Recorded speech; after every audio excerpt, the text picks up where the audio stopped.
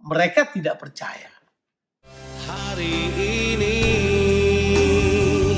ku bersyukur merasakan kasih setiamu. Shalom saudara, selamat pagi. Kita ketemu kembali pagi ini dalam Morning Devotion. Selamat pagi saudara-saudara, apa kabar? Kita akan baca firman Tuhan dari Markus pasal yang ke-16 ayat 9 sampai 20. Demikian firman Tuhan.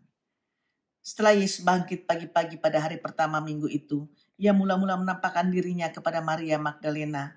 Daripadanya Yesus pernah mengusir 7 setan. Lalu perempuan itu pergi memberitahukannya kepada mereka yang selalu mengiringi Yesus dan yang pada waktu itu sedang berkabung dan menangis. Tapi ketika mereka mendengar bahwa Yesus hidup dan telah dilihat olehnya, mereka tidak percaya. Sesudah itu ia menampakkan diri dalam rupa yang lain kepada 2 orang dari mereka, ketika keduanya dalam perjalanan keluar kota. Lalu kembalilah mereka dan memberitahukannya kepada teman-teman yang lain. Tapi kepada mereka pun teman-teman itu tidak percaya. Akhirnya ia menampakkan diri kepada ke-11 orang itu, ketika mereka sedang makan, dan ia mencela ketidakpercayaan dan kedegilan hati mereka. Oleh karena mereka tidak percaya kepada orang-orang yang telah melihat dia sesudah kebangkitannya. Lalu ia berkata kepada mereka, pergilah ke seluruh dunia, beritakanlah Injil kepada segala makhluk. Siapa yang percaya dan dibaptis akan diselamatkan, tetapi siapa yang tidak percaya akan dihukum. Tanda-tanda ini akan menyertai orang-orang yang percaya. Mereka akan mengusir setan-setan demi namaku. Mereka akan berbicara dalam bahasa-bahasa yang baru bagi mereka. Mereka akan memegang ular, dan sekalipun mereka minum racun maut, mereka tidak akan mendapat celaka. Mereka akan meletakkan tangannya atas orang sakit, dan orang itu akan sembuh. Sesudah Tuhan Yesus berbicara demikian kepada mereka, terangkatlah ia ke sorga, lalu duduk di sebelah kanan Allah. Mereka pun pergilah memberitakan Injil ke segala penjuru, dan Tuhan turut bekerja dan meneguhkan firman itu dengan tanda-tanda yang menyertainya. Saudaraku, kita tiba dalam pembacaan Injil Markus pasal yang terakhir, saudara. Dalam bagian ini kita melihat suatu perubahan gaya penulisan, yaitu tidak dalam bentuk narasi, saudara. Karena di sini diceritakan seperti dalam sebuah rangkuman secara berurutan, karena menuliskan peristiwa-peristiwa yang tidak diceritakan sebelumnya. Kelihatannya yang dituliskan di sini adalah rangkuman secara singkat daripada peristiwa yang terjadi selama periode 40 hari. Kata kunci dalam bagian ini adalah percaya. Jadi penekanan ini, saudara, sejalan dengan dorongan Injil Markus yang menekankan bahwa kematian dan kebangkitan Tuhan Yesus adalah sesuatu yang bisa dipercaya.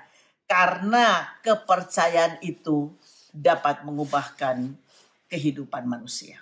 Kalau sudah membaca ayatnya yang ke-9 sampai ayatnya yang ke-13, saudara akan menemukan di dalamnya adalah peristiwa-peristiwa di mana Yesus menampakkan diri. Yang pertama kepada Maria Magdalena. Ditulis dengan jelas bahwa Yesus pernah mengusir 7 setan dari perempuan ini. Nah, waktu dia memberitahukan kepada mereka bahwa dia bertemu dengan Tuhan, mereka tidak percaya. Terus kemudian ditulis pada bagian yang lain bahwa Yesus menampakkan diri kepada 2 orang yang sedang berjalan keluar kota. Ya. Dan kemudian mereka juga kembali dan kemudian menceritakan kepada teman-teman yang lain, kepada rasul-rasul yang lain maksudnya. Tapi mereka pun tidak percaya dan akhirnya mereka berkata, bagaimana mungkin Yesus hidup.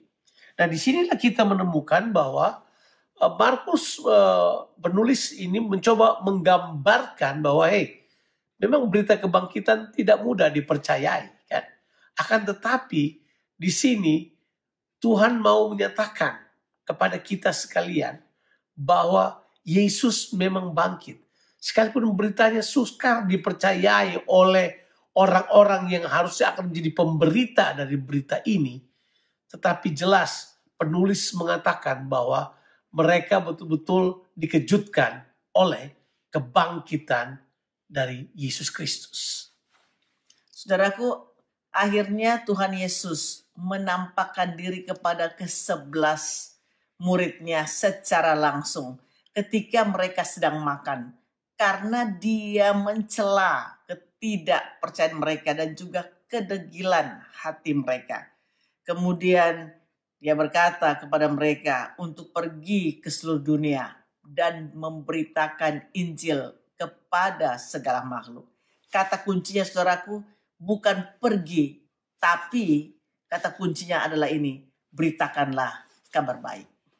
Nah, jelas sekali bukan bahwa di akhir dari pasal ini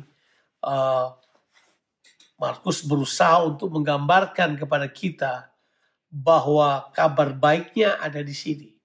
Bahwa orang yang percaya kepada Yesus, walaupun berita yang disampaikan adalah berita yang sukar dipercaya, tapi orang yang percaya kepada Yesus diselamatkan.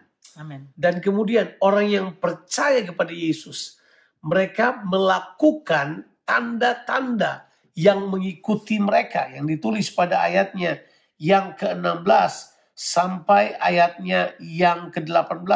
Tanda-tandanya jelas sekali. Ditulis di situ ayat 17 dan 18 bahwa mereka akan mengusir setan. Mereka akan berbicara dalam bahasa-bahasa yang baru. Mereka akan memegang ular. Dan sekalipun mereka minum racun maut, mereka tidak akan mendapatkan celaka. Dan kemudian mereka akan menumpangkan tangan atau meletakkan tangan pada orang sakit. Dan orang sakit akan disembuhkan. Amin. Tanda-tanda ini akan mengikuti orang percaya. Sekali lagi, kata kuncinya adalah orang percaya.